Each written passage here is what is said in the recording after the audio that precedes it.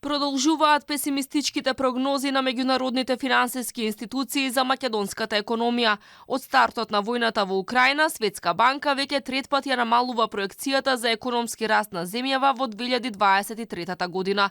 Од 3,1% во јуни лани ја намали на 2,7% во октомври, а сега и на 2,4%. Во најновиот извештај за глобалните перспективи се проценува дека економијата на Македонија пораснала за 2,1% во 2022 и дека ќе забрза до 2,7% во 2024 година.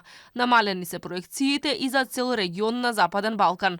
Во Западен Балкан се предвидува растот да забави до скромни 2,5% во 2023 година, иако пристапните реформи за влез во Европската Унија и инвестициите ги облажуваат негативните ефекти од високите цени на енергијата и храната, нарушувањата на трговските и инвестициските текови и прелевањето од забавувањето во еврозоната. Постои значителна политичка неизвестност со ризик парламентарните ќорсокаци да предизвикаат доцнање во спроведувањето на реформите и на тој начин да се спречи ефикасна апсорпција на поврзаните средства во Босна и Херцеговина, Црна Гора, Северна Македонија. Од прилика на иста линија со Светска банка е и Народната банка, која во ноември излезе со две сценарија за раст годинава од 2,6%, односно 1,8%, зависно од тоа како ќе закрепнува економијата. Владата па го креираше буџетот за годинава врз основа на прогнози за економски раст од 2,9%. Инаку Светска банка ги ревидираше надолу проекциите за перформансите на економијата не само за Македонија, туку и за сите држави во регионот.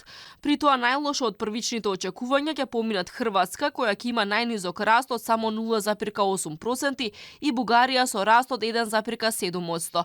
Економијата на Албанија треба да порасне за 2,2%, Србија за 2,3%, Босна и Херцеговина за 2,5%, Црна Гора за 3,4%. Најголем раст во регионот се очекува за Косово од 3,7%. Светска банка во последниот извештај нотира дека на развиените економии им се заканува рецесија. Банката ги намали проекциите за раст на глобалната економија од 3 на 1,7%. При тоа долгорочното забавување на стопанствата остро ќе удри врз државите во развој. Главните ризици се поврзани со продолжување на војната во Украина, огромната инфлација, високите каматни стапки и намалените инвестиции.